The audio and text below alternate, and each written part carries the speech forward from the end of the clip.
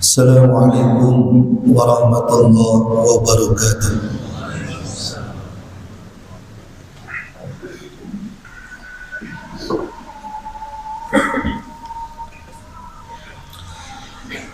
Innal hamdalillah nahmaduhu wa nasta'inuhu wa nastaghfiruh wa na'udzu billahi min shururi anfusina wa min sayyiati a'malina may yahdihillahu fala mudilla lahu wa may yudlil fala hadiya lahu. Ashhadu an la ilaha illallah wahdahu la syarika lah wa ashhadu anna Muhammadan abduhu wa rasuluhu alladzi la nabiyya ba'da. Allahumma salli wa sallim ala Muhammadin wa ala alihi wa ashabihi ajma'in. Faya ayyuhal hadirun ittaqullaha haqqa tuqatih wa la tamutunna illa wa antum muslimun. Wa qala an-nabiy sallallahu alaihi wasallam, inna allaha yubghidu kulla ja'dhariyyin jawadin sakhabin bil aswaq jibatin bil lail himarin bin nahar alimin bi amri dunya jahilin bi amril akhirah. Al-hadis. Hadirin sidang Jumat rahimakumullah, mari kita sama-sama bersyukur pada Allah Subhanahu wa taala. Hari ini kita diberi kesempatan oleh Allah untuk melaksanakan sebagian tugas, di antaranya salat Jumat berjamaah. Pada hari ini Allah memberkahi dengan hujan. Mudah-mudahan hujan ini menjadi keberkahan dalam kehidupan kita semua. Salawat dan salam dicurahkan kepada baginda Nabi kita Nabi Muhammad sallallahu alaihi wasallam, panutan kita seluruh umat Islam yang ada di dunia, uswatun hasanah, suri tauladan yang baik yang wajib kita ikuti dalam segala aspek kehidupan kita. Hadirin sidang Jumat rahimakumullah, kalau kita dibenci oleh manusia, maka kita bisa bersabar dan berikhlas. Kalau manusia membenci kepada kita, kita tidak punya kesalahan apapun, tidak ada sebab mereka membenci kepada kita, maka kita bisa mengikhlaskan diri dan bersabar kepada Allah Subhanahu wa ta'ala. Masih ada solusinya, asal kita bisa bersabar. Kalau kita dibenci oleh manusia, maka kita akan bertambah pahala. Kalau kita dibenci oleh mereka, mereka pun akan bertambah dosa. Tapi sebaliknya, kalau manusia sudah dibenci oleh Allah, apa daya, apa yang perlu kita lakukan? Kalau Allah sudah membenci kepada perilaku kita dan kita menjadi kelompok yang dibenci oleh Allah, apa yang harus kita lakukan? Bagaimana nasib kita ke depan? Bagaimana nasib kita nanti di yaumul akhir kalau Allah membenci kepada kita semua? Hadirin sidang Jumat rahimakumullah, hadis yang tadi saya haturkan di muqaddimah, ada 5 perbuatan kita Allah benci kepada kita. Ada 5 amalan atau ada 5 sikap, ketika itu diperbuat oleh kita, maka Allah sangat membenci kepada mereka. Rasulullah bersabda, hadis dari Abu Hurairah radhiyallahu anhu, Rasulullah pernah bersabda, innallaha, menggunakan kalimat inna. Inna itu taukid, sesungguhnya benar-benar Allah. Jadi sesungguhnya Allah itu benar-benar yubghidu, sangat membenci. Jadi Allah benar-benar membenci kepada siapa? Kepada 5 kelompok. Yang pertama, Rasul menyebutkan kulla ja'dariyin, sesungguhnya Allah benar-benar membenci kepada setiap orang ja'dariyin yang bersikap angkuh dan sombong. Itu yang pertama. Kenapa sombong menjadi urutan pertama? Kenapa kesombongan menjadi kebencian Allah? Karena kesombongan itu adalah lawan dari sebuah ayat-ayat Allah atau kekuasaan Allah. Makhluk Allah yang pertama ketika melakukan kesombongan adalah yang namanya iblis. Iblis ketika diperintahkan sujud kepada Nabi Adam, maka iblis menolak dengan kesombongannya.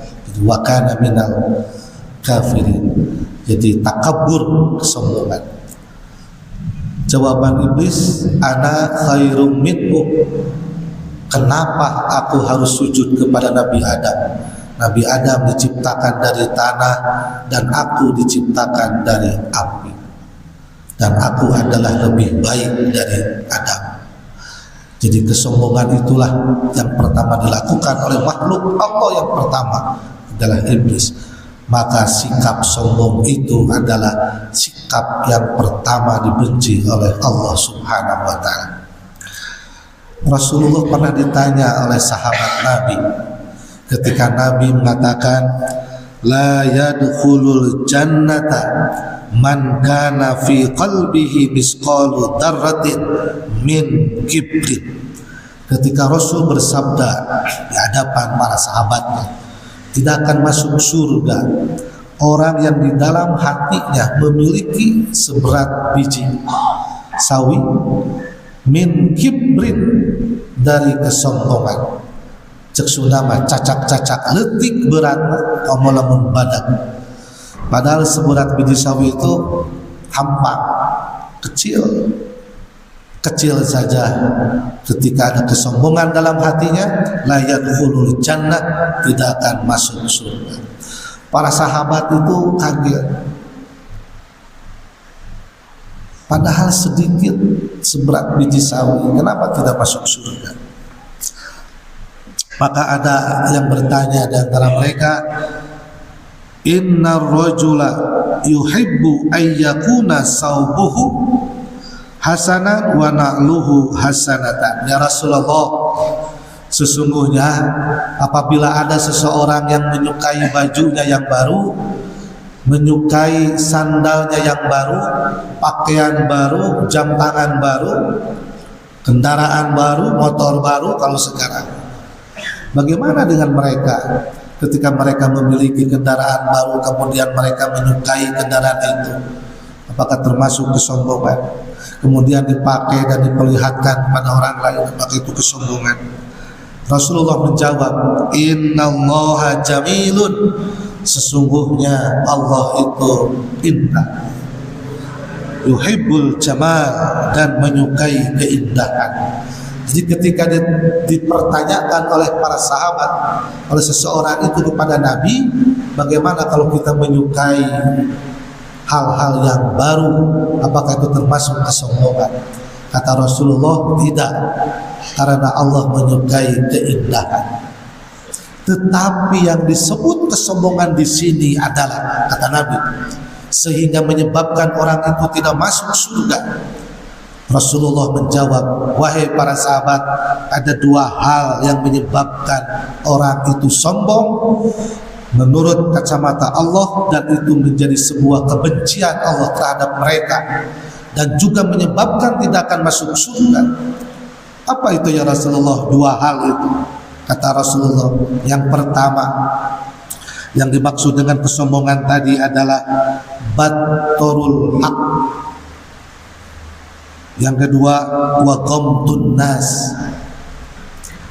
Sederhana jawaban Rasulullah yang menyebabkan kesombongan sehingga Allah membenci kepada mereka, menyebabkan tidak akan masuk mereka kepada surganya Allah. Yang pertama, batorul haq.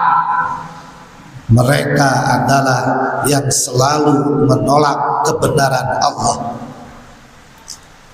Padahal dirinya seorang muslim, dilihat di KTP agama Islam, tapi tidak pernah menerima syariat Allah, bahkan mempertanyakan perintah Allah. Dina Al-Quran ada ayat sholat, dalam Al-Quran tidak ada perintah sholat. Untuk apa kita sholat? Banyak orang mempertanyakan syariat Allah.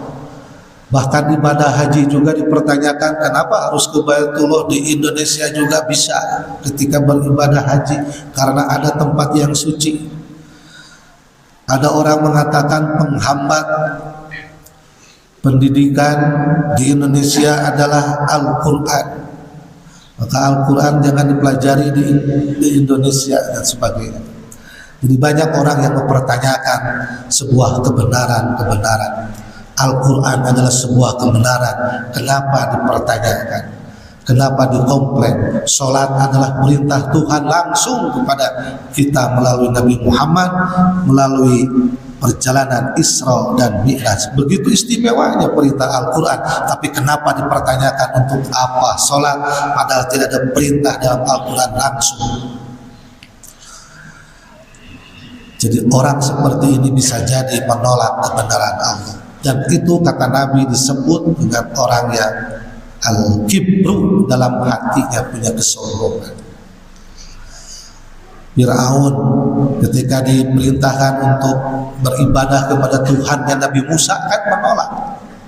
Bahkan Fir'aun mengatakan kepada kaumnya, ana rabbukumul a'la, justru aku adalah Tuhan kalian yang kalian wajib sembah. Dan itulah puncak kesombongan Fir'aun ketika mengatakan ana rabbukumul a'la.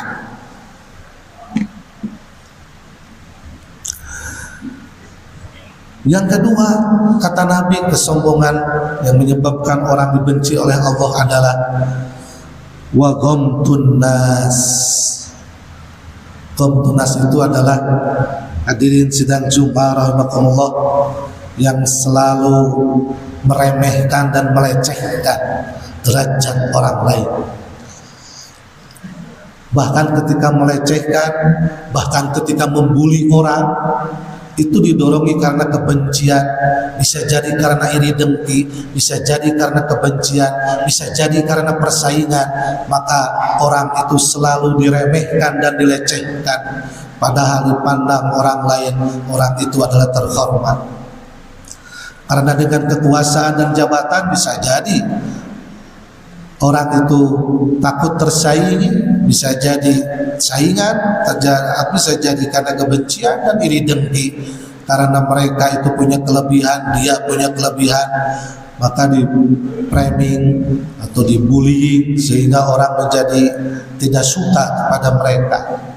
Itu juga termasuk wa ghamtun nas, yang selalu meremehkan, melecehkan orang lain. Bisa jadi karena kebencian, bisa jadi karena iri dengki, bisa jadi karena persaingan. Kita menjadi benci kepada mereka padahal mereka tidak tahu apa-apa. Barakallahu li wa lakum.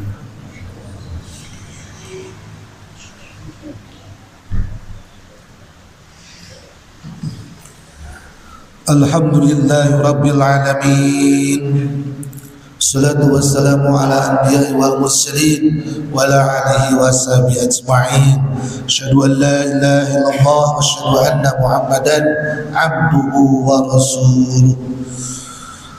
Fa ya ayyuhal hadirun ittaqullaha haqqa tuqatih wa la tamutunna illa wa antum muslimun. Amma ba'd. Hadirin sidang Jumat rahimakumullah. Yang kedua, Rasulullah memberikan sebuah pernyataan setelah orang yang sombong, Allah membenci kepada orang yang jawadin. Jawadin itu adalah orang yang rakus dan tamak. Rakus, tamak pasti pelit. Orang yang rakus dan tamak pasti pelit karena takut kehilangan hartanya. Bisa jadi orang yang sombong, bisa jadi orang yang sombong melecehkan orang lain karena takut kehilangan jabatan. Orang yang tamak dan pelit itu bisa jadi karena takut kehilangan harta. Seperti Qarun ketika diminta hartanya, Qarun menjawab, harta saya ini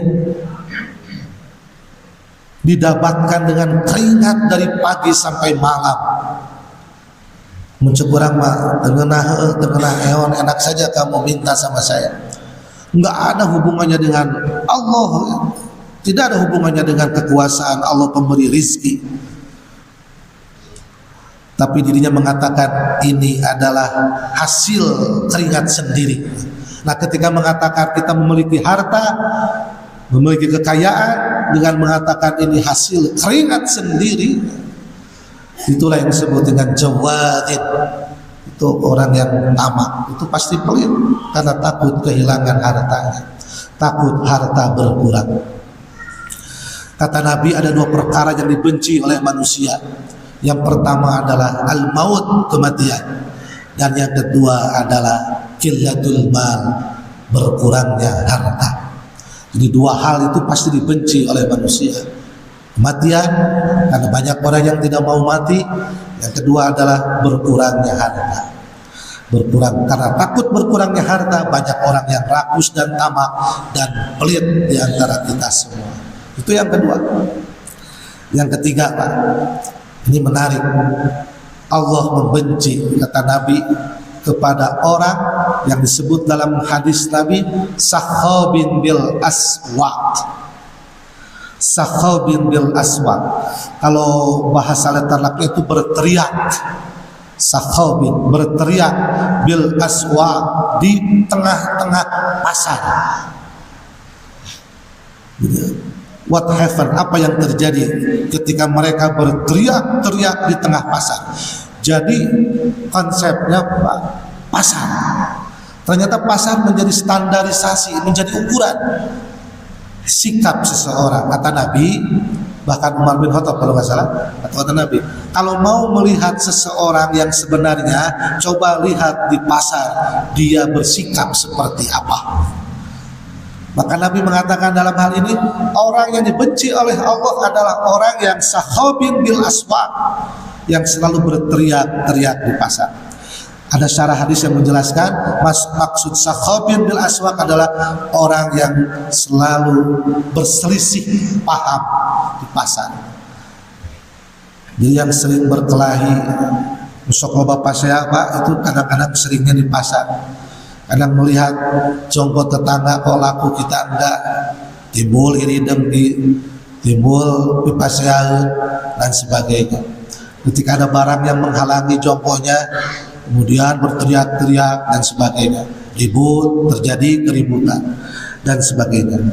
Jadi sakhabin bil aswaq adalah orang yang selalu suka dengan perselisihan, orang yang suka bertengkar.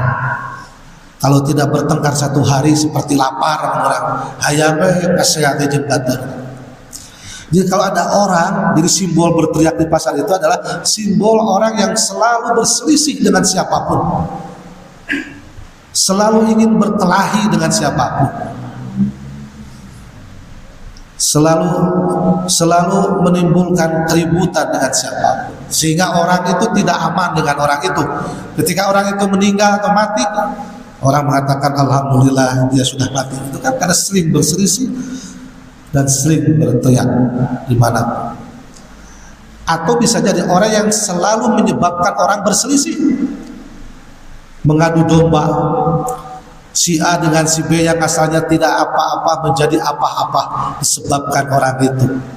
Bisa jadi itu provokasi supaya orang bertengkar. Di media sosial lihat saja Pak, itu banyak yang sengaja dibayar untuk memprovokasi orang untuk berselisih.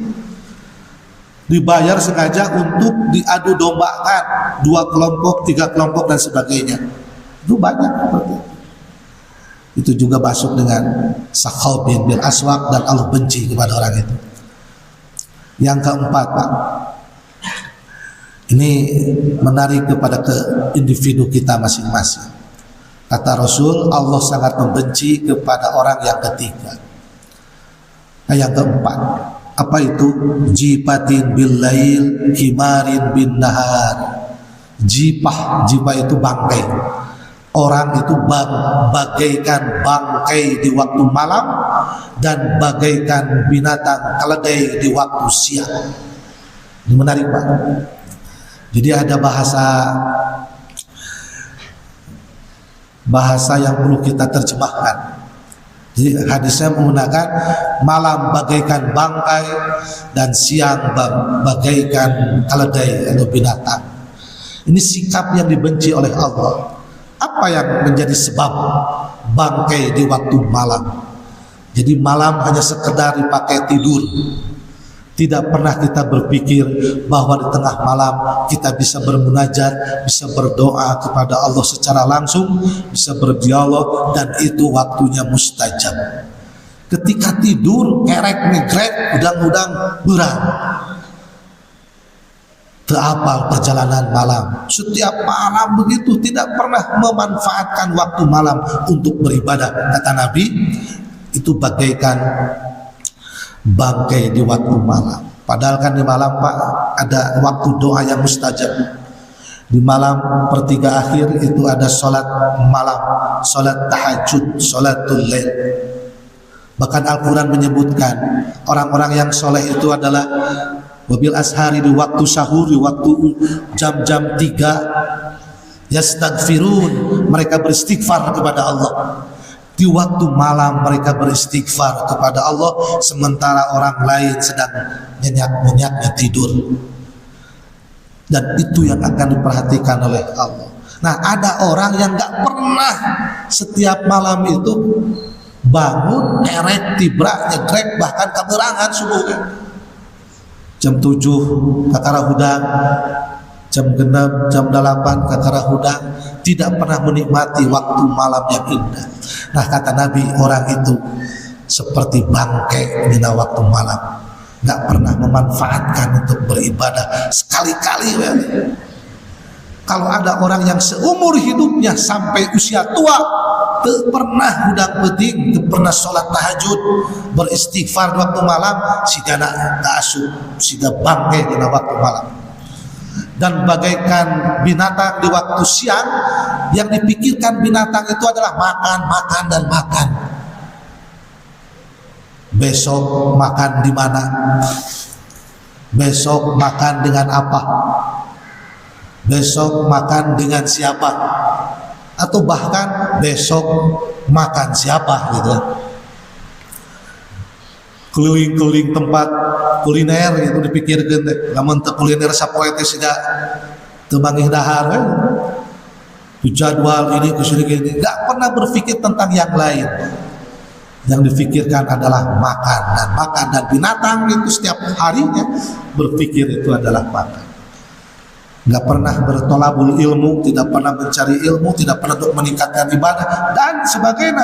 Sholatnya tara, lohor asar, berpenting mah dahar, ujung dahar. Nah, itu adalah sikap yang dibenci oleh Allah. Yang terakhir, hadirin sidang semua rahimakumullah, adalah ini penting. Kalau tadi malam bagaikan bangkai, siang bagaikan binatang, kalau yang ini adalah alimin bi amri dunya wa jahilin bi amril akhirah. Sikap yang kelima yang dibenci oleh Allah adalah orang yang pintar urusan dunia tapi bodoh urusan akhirat. Hadirin sidang semua rahimakumullah, untuk hal ini ada komentar dari Imam Besar Hasan Basri tentang hadis ini. Ketika Rasulullah menyebutkan pintar dalam urusan dunia, bodoh dalam urusan akhirat, Imam Basri mengatakan, mengomentarinya begini, wallahi, demi Allah, la balagha min ahadihim bidunyahu ayyuqallibad dirhama ala dufri fa yukhbiruka biwazni wa ma yuhsinu ayyusalli. Kata Imam Hasan Basri, demi Allah, salah seorang dari mereka telah mencapai keilmuan yang tinggi, derajatnya, gelarnya begitu panjang dalam hal urusan dunia. Jadi ada salah seorang di antara mereka yang ilmunya tinggi, gelarnya panjang dan banyak dalam urusan dunia, di mana ia mampu memberitahukan kepadamu mengenai beratnya sebuah dirham uang perak, atau uang perak hanya dengan membalikan uang tersebut pada ujung kukunya, sedang sendiri. Nah, jadi maksudnya mah pintar urusan dunia. Tapi kata Hasan Basri, wa ma yuhsinu ayyusalliya, tapi dia tidak pandai urusan sholat, teu bisa maca-maca Al-Fatihah acan. Dia pintar tapi dia nggak pandai dalam sholat misalnya. Itulah yang disebut dengan alimin bi amri dunya, jahilin bi amril akhirah. Mudah-mudahan kita terhindar dari 5 sikap yang dibenci oleh Allah. Allahumma salli wa sallim ala Muhammadin wa ala alihi wa sahbihi ajma'in. Allahumma arinal haqqa haqqa warzuqna ittiba'ah wa arinal batila batila warzuqna ijtinabah. Allahumma anjil mustad'afin minal mu'minin fi Falastin wa fi kulli makanin washdud wat'ataka 'alal qaumidz zalimin. Allahumma anjil mustad'afin minal mu'minin fi Falastin wa fi kulli makanin washdud wat'ataka 'alal qaumidz zalimin. Allahumma anjil mustad'afin minal mu'minin fi Falastin wa fi kulli makanin washdud wat'ataka 'alal qaumidz zalimin. Rabbana zalamna anfusana wa illam taghfir lana wa tarhamna lanakunanna minal khasirin. Rabbana atina fid dunya hasanah wa fil akhirati hasanah wa qina adzabannar. Subhana rabbika rabbil izzati amma yasifun, wassalamun alal mursalin, walhamdulillahi rabbil alamin. Assalamualaikum warahmatullahi wabarakatuh.